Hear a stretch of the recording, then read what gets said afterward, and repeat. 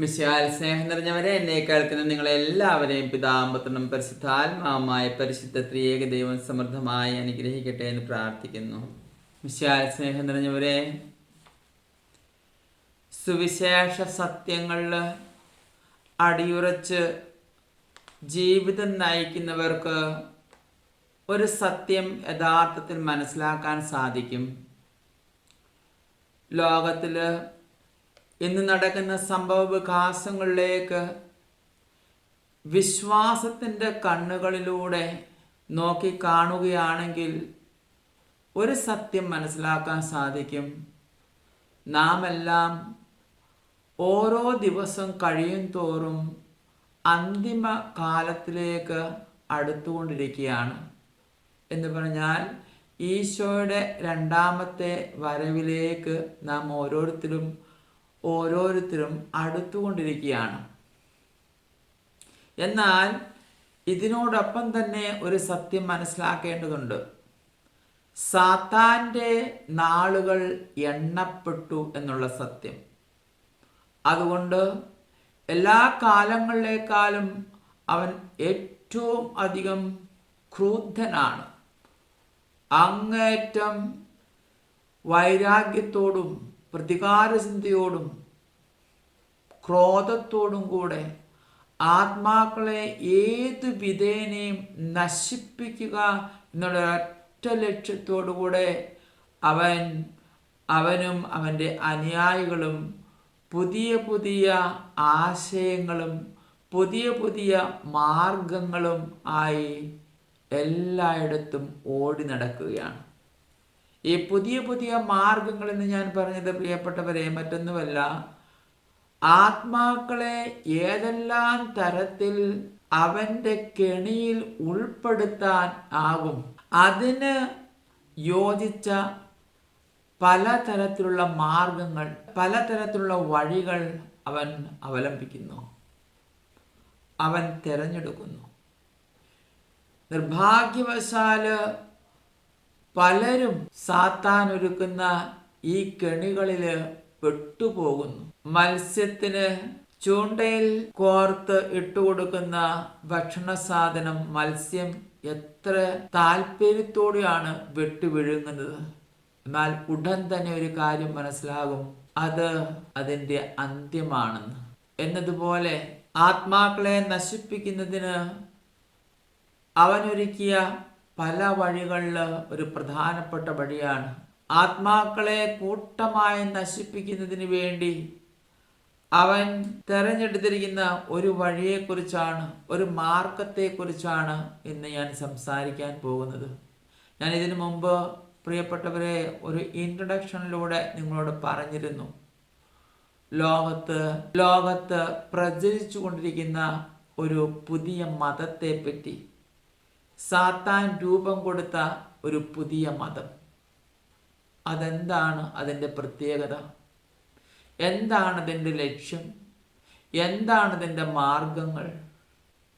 പ്രിയപ്പെട്ടവരെ, കഴിഞ്ഞ ഏകദേശം 50 വർഷമായി ഈ പുതിയ മതം പ്രചാരത്തിലുണ്ട്.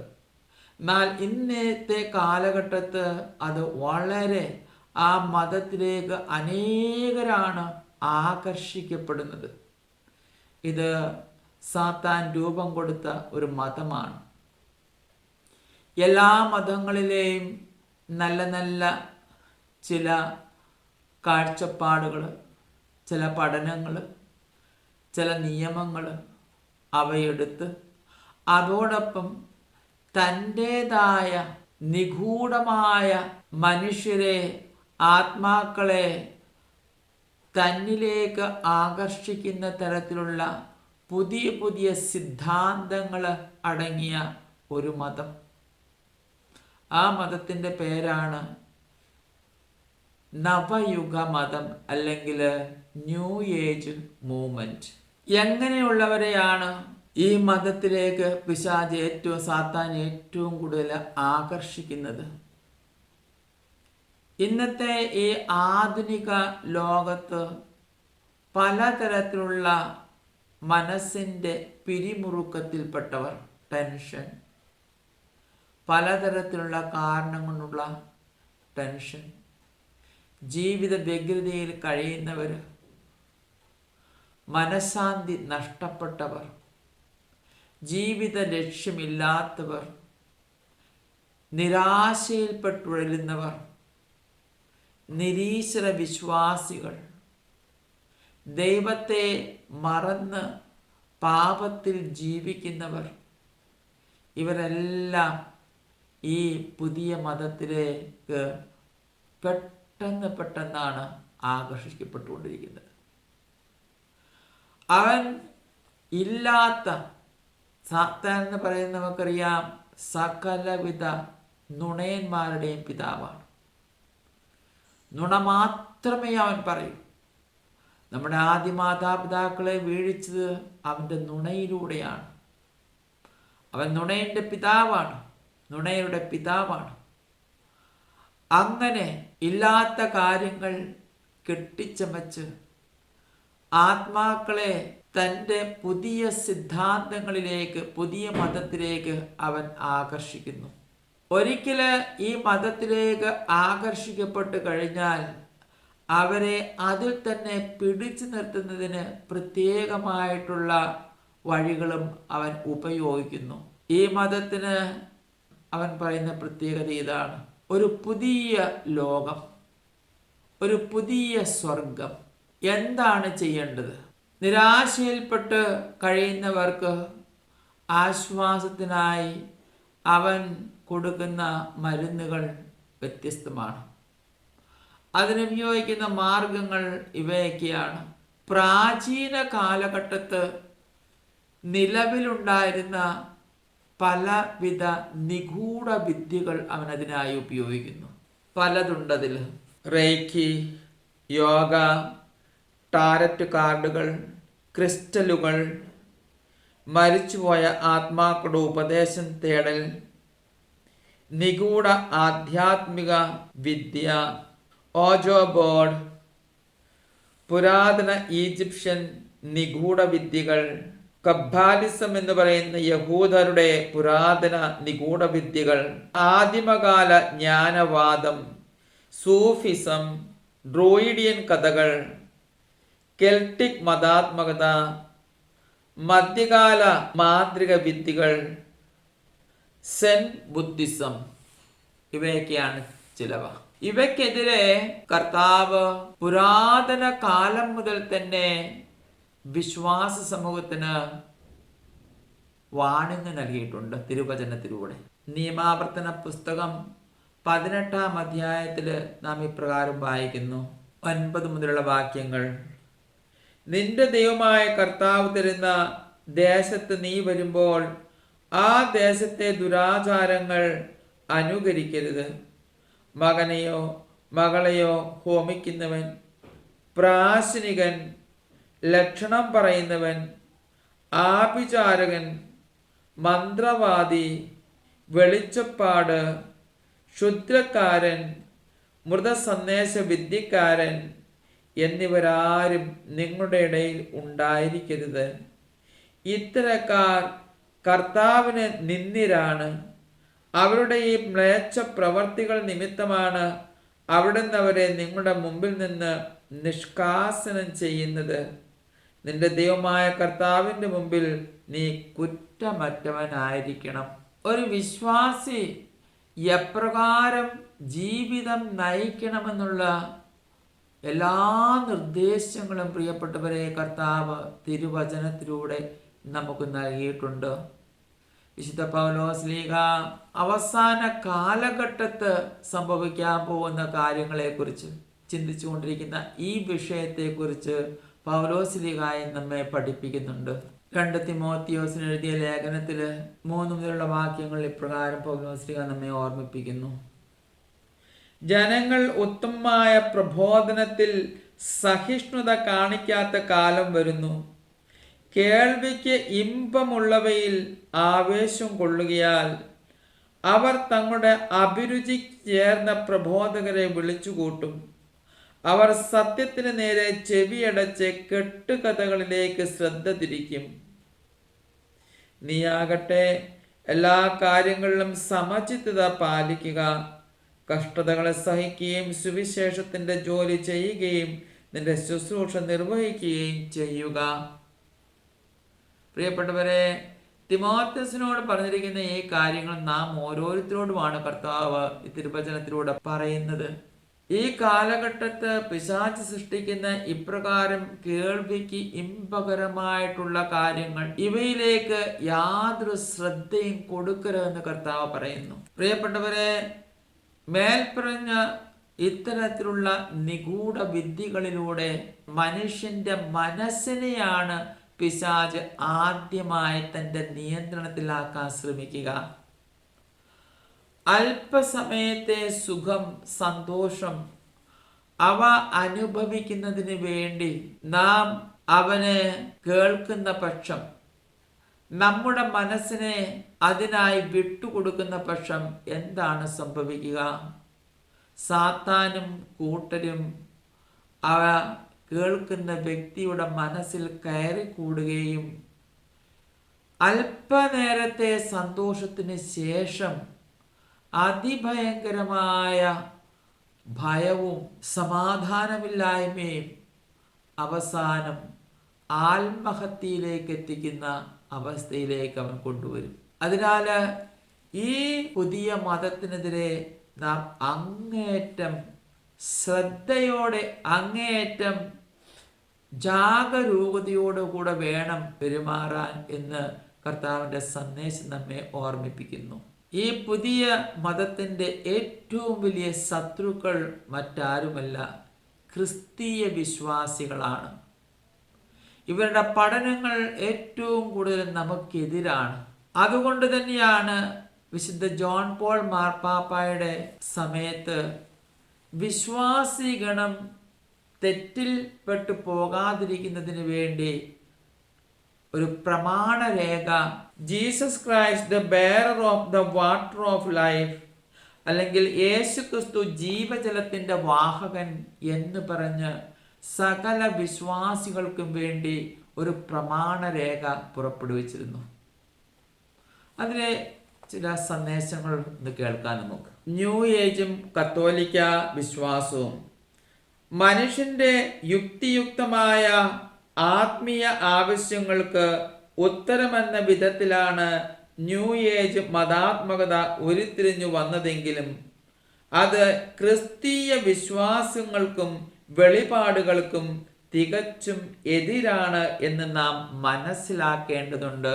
മാർപ്പാപ്പ തൻ്റെ വിശ്വാസികളെ, തൻ്റെ മക്കളെ ഉദ്ബോധിപ്പിക്കുകയാണ്. ശരിക്കും പറഞ്ഞാൽ ഈശോ തന്നെ അവിടുത്തെ മക്കളെ പ്രബോധിപ്പിക്കുകയാണ്. പാശ്ചാത്യ സംസ്കാരത്തിൽ ആത്മീയതയ്ക്ക് വേറിട്ടൊരു മാർഗം കണ്ടെത്തുക എന്നത് വളരെ ശക്തമായൊരു പ്രവണതയാണ്. മറ്റൊരു വിധത്തിൽ പറഞ്ഞാൽ പുതിയ രീതിയിലുള്ള മനഃശാസ്ത്രപരമായ വ്യക്തിയാധിഷ്ഠിതമായ മാർഗങ്ങൾ കത്തോലിക്കർക്കിടയിൽ വളരെ സാധാരണയായി തീർന്നിരിക്കുന്നു. ധ്യാന മന്ദിരങ്ങളിലും സെമിനാരികളിലും വൈദിക സന്യാസാർത്ഥികളെ ഒരുക്കുന്ന ഭവനങ്ങളിലുമെല്ലാം മനഃശാസ്ത്രം കടന്നുകൂടിയിരിക്കുന്നു. അതേസമയം തന്നെ പുരാതന കാലത്തുണ്ടായിരുന്ന ആചാര അനുഷ്ഠാനങ്ങളോടും ജ്ഞാനത്തോടും വലിയ പ്രതിപത്തിയും ഗ്രഹാതുരത്വവും വർദ്ധിച്ചു വരികയും ചെയ്യുന്നു. എത്രയോ ശരിയാണ്. ഇന്ന് കത്തോലിക്ക തിരുസഭയിൽ മനഃശാസ്ത്രത്തിന് വലിയ പ്രാധാന്യമാണ്. എല്ലാം ബുദ്ധിയുടെ തലങ്ങളിലൂടെ മാത്രം നോക്കിക്കാണുക. പണ്ടൊക്കെ സെമിനാരികളിലും അതുപോലെ ഫോർമേഷൻ ഹൗസുകളിലൊക്കെ ഭക്തരും ജ്ഞാനം നിറഞ്ഞവരുമായ വൈദികരെയായിരുന്നു നിയോഗിച്ചിരുന്ന കുട്ടികളുടെ പരിശീലനത്തിന്. എന്നാൽ ഇന്ന് മനഃശാസ്ത്രത്തിൽ ഡോക്ടറേറ്റ് എടുത്തവർക്കാണ് ആദ്യത്തെ ചാൻസ്. അവർ എല്ലാം ബുദ്ധിയുടെ തലത്തിൽ കാണും. മാത്രമല്ല, ചരിത്രം പരിശോധിച്ചാൽ നമുക്ക് മനസ്സിലാക്കാൻ സാധിക്കും, ഏറ്റവും കൂടുതൽ ദൈവവിളി നഷ്ടപ്പെട്ടിരിക്കുന്നതും ഇങ്ങനെയുള്ളവർക്കാണ്. ബുദ്ധിക്ക് അമിത പ്രാധാന്യം കൊടുക്കുന്നവർക്ക്. അതേസമയം തന്നെ പുരാതന കാലത്തുണ്ടായിരുന്ന ആചാര അനുഷ്ഠാനങ്ങളോടും ജ്ഞാനത്തോടും വലിയ പ്രതിപത്തിയും ഗൃഹാതുരത്വവും വർദ്ധിച്ചു വരികയും ചെയ്യുന്നു. ഇക്കാരണത്താൽ നിഗൂഢ തത്വശാസ്ത്രത്തിലും ജ്ഞാനവാദത്തിലും അറിവാണ് എല്ലാറ്റിനും അടിസ്ഥാനം എന്ന ചിന്തയിലും താല്പര്യം ഏറി വരുന്നു. പ്രത്യേകിച്ച് വളരെയധികം ജനങ്ങൾ കെൽട്ടിക് ആത്മീയതയിൽ ആകൃഷ്ടരായിത്തീരുന്നു. അതുപോലെ തന്നെ പുരാതന മതങ്ങളിലെ അനുഷ്ഠാന രീതികളും അവരെ ആകർഷിക്കുന്നു. ഈ അടുത്ത കാലത്ത് സൗദി അറേബ്യയിൽ നിന്ന് ഒരു ന്യൂസ് വന്നു. അതിതായിരുന്നു: സൗദി അറേബ്യയിലെ അനേകർ ആവശ്യപ്പെടുന്നു, ഞങ്ങൾക്ക് പണ്ട് ആദിമകാലത്ത് ഉണ്ടായിരുന്ന രാജ്യത്തിൻ്റെതായ പരമ്പരാഗതമായ ആ വിശ്വാസത്തിലേക്ക് ഞങ്ങൾക്ക് തിരിച്ചു പോകണമെന്ന്. അതെന്തായിരുന്നു? ചില ദേവദേവതമാരെ പൂജിക്കുന്ന ആരാധിക്കുന്ന ഒരു കൂട്ടരായിരുന്നു ആ കാലഘട്ടത്തുണ്ടായിരുന്നത്. അതിലേക്ക് തിരിച്ചു പോകണമെന്ന് ആവശ്യപ്പെട്ട് കുറേ പേര് മുന്നോട്ട് വന്നിരിക്കുന്നു. അപ്പോൾ ഇതൊക്കെ ഈ പിശാചിന്റെ തന്ത്രങ്ങൾ എല്ലായിടത്തുമുണ്ട്, എല്ലായിടത്തും. ആ പഴയകാല മാന്ത്രിക പൈശാചിക ആ പഠനങ്ങളിലേക്ക് ജനങ്ങളെ ആകർഷിക്കുക. പൗരസ്ത്യ ആത്മീയത ആധികാരികമായി വിവരിക്കുന്ന പുസ്തകങ്ങളും കോഴ്സുകളും തകർപ്പൻ ബിസിനസ്സായി വളർന്നു കഴിഞ്ഞു. കച്ചവട താല്പര്യങ്ങൾക്കായി അവ ന്യൂ ഏജ് എന്ന പേരിൽ അടിച്ചിറക്കപ്പെടുന്നു. പുരാതന മതങ്ങളുമായി പല വിധത്തിലും അവയ്ക്കുള്ള ബന്ധം വ്യക്തമായി പറയുന്നുമില്ല എന്ന് മാത്രമല്ല, ആ ബന്ധം പലപ്പോഴും നിഷേധിക്കുക കൂടെ ചെയ്യുന്നു. നവയുഗ മതത്തെ പറ്റിയുള്ള ഏത് വിചിന്തനത്തിലും അത് 2-3 നൂറ്റാണ്ടുകളിലെ മതവിരുദ്ധം എന്ന് സഭ ആവർത്തിച്ചു പറഞ്ഞിട്ടുള്ള ജ്ഞാനവാദത്തിൻ്റെയും പല ആശയങ്ങളുടെയും സംഗ്രഹമാണ് എന്ന കാര്യം ശ്രദ്ധിക്കാതിരിക്കരുത്. പ്രിയപ്പെട്ടവരെ, മാർപ്പാപ്പ പരിശുദ്ധാത്മാവിനാൽ നിറഞ്ഞ് നമ്മോട് സംസാരിക്കുകയാണ്. ഒരുപക്ഷെ നിങ്ങൾ അധികം പേരും ഈ പുതിയ മതത്തെപ്പറ്റി കേട്ടിട്ടുണ്ടാകില്ല. എങ്കിലും നാം അറിയാതെ തന്നെ ഈ മതവുമായി ബന്ധപ്പെട്ട ചില കാര്യങ്ങളിലൊക്കെ നാം ഇൻവോൾവ് ആയിരിക്കാം. നവയുഗത്തിന്റെ പേരിൽ പുനരവതരിക്കപ്പെടുന്ന പുരാതന ജ്ഞാനവാദ ആശയങ്ങളെക്കുറിച്ച് ജോൺ പോൾ രണ്ടാമൻ മാർപ്പാപ്പ മുന്നറിയിപ്പ് നൽകുന്നുണ്ട്. ഇത്തരം ആശയങ്ങൾ നമ്മെ മതത്തിന്റെ നവീകരണത്തിലേക്ക് നയിക്കും എന്ന അബദ്ധ വിശ്വാസത്തിൽ നാം വീഴരുത്. അത് ദൈവത്തെക്കുറിച്ചുള്ള ജ്ഞാനം നേടാമെന്നുള്ള പേരിൽ അവിടുത്തെ വചനത്തെ വളച്ചൊടിച്ച് പകരം മനുഷ്യന്റെ സ്വന്തം ആശയങ്ങൾ അവിടെ പ്രതിഷ്ഠിക്കുന്നതും അതുവഴിയായി ഒരു പുതിയ തരം ജ്ഞാനവാദം സ്വീകരിക്കുന്നതുമായ ആത്മാവിൻ്റെ മനോഭാവമല്ലാതെ അത് മറ്റൊന്നുമല്ല. ഞാൻ പറഞ്ഞു, നാം അറിയാതെ തന്നെ ചിലപ്പോൾ ഇതിലൊക്കെ പെട്ടുപോയിട്ടുണ്ടാകാം. ഉദാഹരണം, നമ്മുടെ നാട്ടിലൊക്കെ കരിസ്മാറ്റിക് നവീകരണത്തിൽ വന്ന ശേഷം അതിൽ നിന്നും വേർതിരിഞ്ഞ് സഭയ്ക്ക് പുറത്ത് സ്വന്തം ആശയങ്ങളുമായി നിലനിൽക്കുകയും അതിനെ വളർത്തിക്കൊണ്ടുവരികയും ചെയ്യുന്ന ചില ഗ്രൂപ്പുകളുണ്ട്, കൾട്ടിക് ഗ്രൂപ്പുകൾ. ചിലവ സഭയിൽ നിന്ന് പുറത്തു പോയിട്ടില്ലെങ്കിലും സഭയിൽ തന്നെ നിന്നുകൊണ്ട് തെറ്റായ പഠനങ്ങൾ പ്രചരിപ്പിക്കുന്നവരുമുണ്ട്. സ്പിരിറ്റ് ഇൻ ജീസസ് പോലെയുള്ളവർ.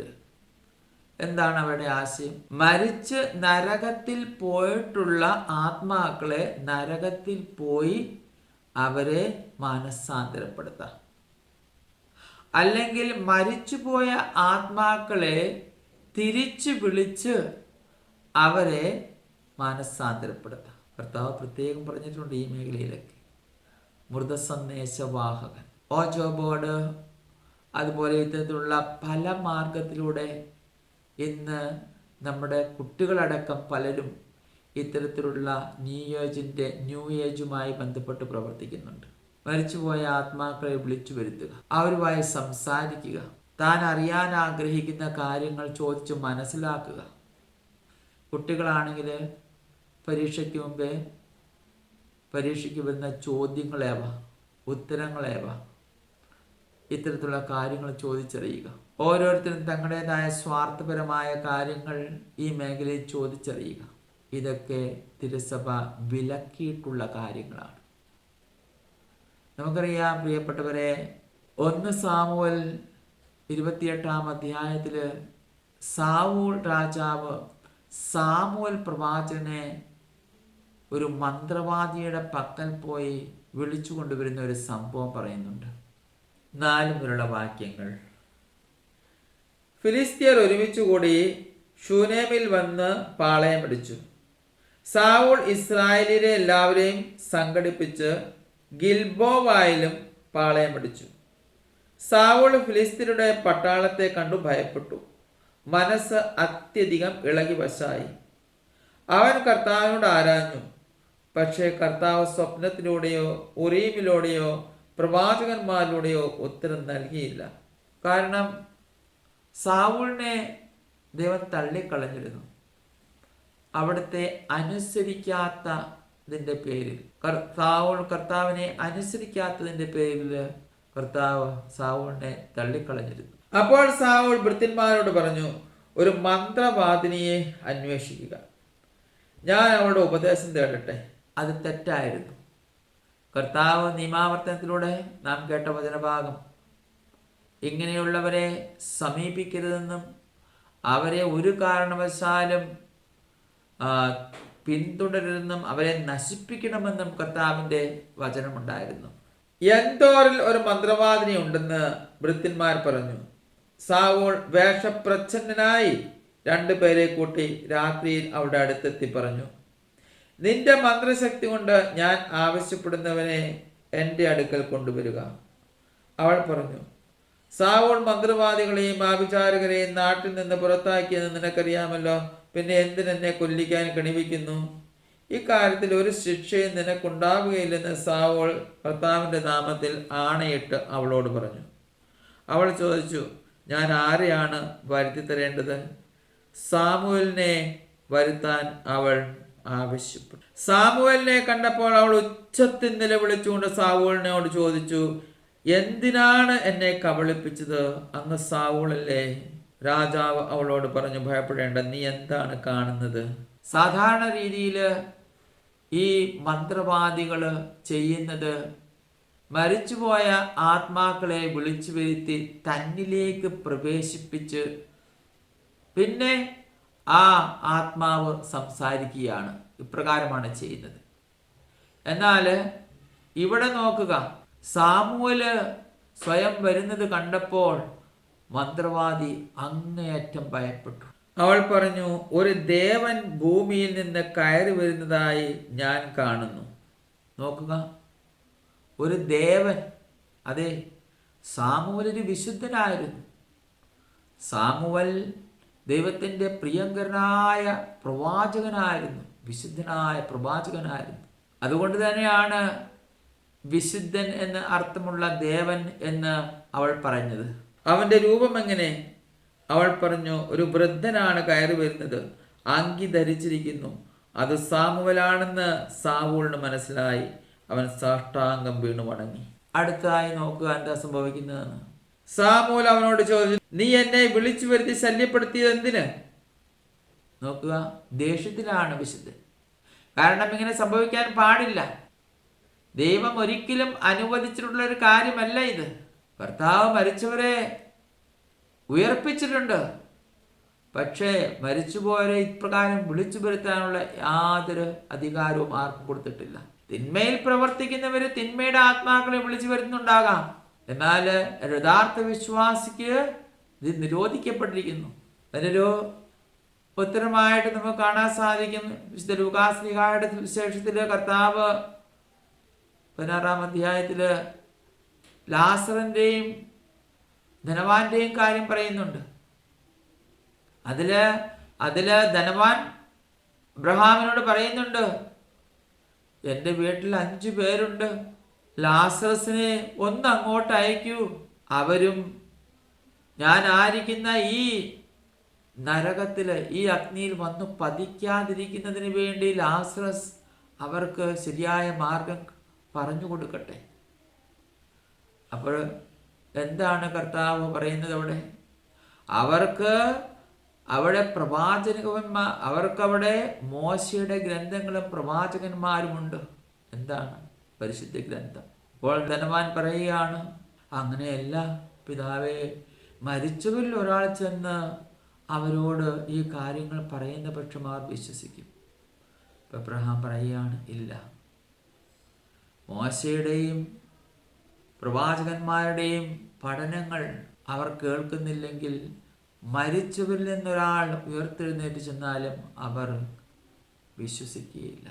അപ്പോൾ അതിന് ദൈവം അനുവാദം നൽകിയിട്ടില്ല. അതുകൊണ്ട് തന്നെ മരിച്ചവരെ വിളിച്ചു വരുത്തുന്നത് തെറ്റാണ് ദൈവസന്നിധിയിൽ. ഇനി ഇപ്രകാരം വിളിച്ചു വരുത്തിയ സാവൂളിന് ലഭിച്ച ശിക്ഷ എന്താണ്?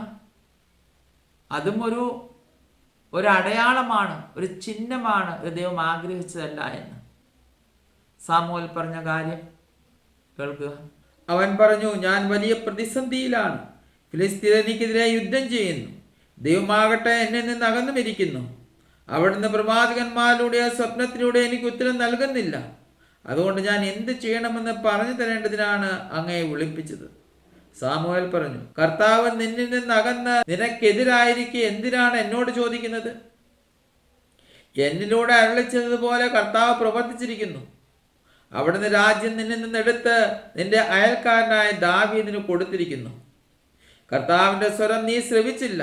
അമലേക്കിന്റെ മേൽ അവിടത്തേക്കുള്ള ഉഗ്രകോപം നീ നടപ്പാക്കിയില്ല. അതിനാലാണ് കർത്താവ് ഇപ്പോൾ നിന്നോട് ഇങ്ങനെ പ്രവർത്തിക്കുന്നത്. കൂടാതെ നിന്നോടൊപ്പം ഇസ്രായേലിനെയും കർത്താവ് ഫിലിസ്തീനയുടെ കരങ്ങളിൽ ഏൽപ്പിക്കും. നീയും നിന്റെ പുത്രന്മാരും നാളെ എന്നോട് ചേരും. ഇസ്രായേൽ സൈന്യത്തെയും കർത്താവ് ഫിലിസ്തീനയുടെ കരങ്ങളിൽ ഏൽപ്പിക്കും. സാവൂൾ പെട്ടെന്ന് നെടുനീളത്തിൽ നിലത്ത് വീണു. സാമുവേലിന്റെ വാക്കുകൾ നിമിത്തം അത്യധികം ഭയപ്പെട്ടു. നോക്കുക, വിളിച്ചു വരുത്തിയതിന്റെ പ്രതിഫലം എന്താണ്? നല്ലതോ ചീത്തയോ? ചീത്ത. യുദ്ധം ചെയ്യാൻ പോകുന്ന ഒരു രാജാവിന് വ്യക്തമായിട്ട് മനസ്സിലാകുകയാണ്, നാളത്തെ യുദ്ധത്തിൽ താനും തൻ്റെ മക്കളും തൻ്റെ സൈന്യവും വധിക്കപ്പെടുമെന്ന് മുൻകൂട്ടി അറിയുന്ന ഒരു രാജാവിന് യുദ്ധം ചെയ്യാൻ പറ്റുമോ? അങ്ങനെ ചെയ്താലും വിജയിക്കുമോ?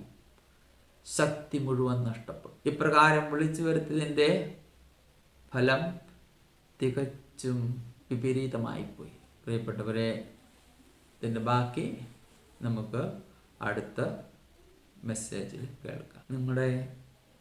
എനിക്ക് വേണ്ടിയുള്ള പ്രാർത്ഥന മുടക്കരുത് എന്ന് പ്രത്യേകമായി ഓർമ്മിപ്പിക്കുന്നു. ദൈവം നിങ്ങളെല്ലാവരെയും സമൃദ്ധമായി അനുഗ്രഹിക്കട്ടെ. ആശീർവാദത്തിനായി തലകുനിക്കാം. കർത്താവ് നിങ്ങളോട് കൂടെ. കർത്താവ് നിന്നെ അനുഗ്രഹിക്കുകയും പരിപാലിക്കുകയും ചെയ്യട്ടെ. അവിടുന്ന് നിന്നിൽ പ്രസാദിക്കുകയും നിന്നോട് കരുണ കാണിക്കുകയും ചെയ്യട്ടെ. കർത്താവ് കരുണയോടെ കടാക്ഷിച്ച് നിനക്ക് സമാധാനം നൽകട്ടെ. പരിശുദ്ധ കന്യകാ മാതാവിൻ്റെയും വിശുദ്ധ ഔസേപ്പിതാവിൻ്റെയും സകല വിശുദ്ധയുടെയും മാലാഖമാരുടെയും പ്രത്യേകം ആദിശക്തിയോടുകൂടെ പിതാവായ ദൈവത്തിൻ്റെ സ്നേഹവും പുത്രനായ ദൈവത്തിൻ്റെ കൃപയും പരിശുദ്ധാത്മാവിൻ്റെ സഹവാസവും നിങ്ങളെല്ലാവരുടെ കൂടി ഉണ്ടായിരിക്കട്ടെ, ഇപ്പോഴും എപ്പോഴും എന്നേക്കും. ആമേൻ.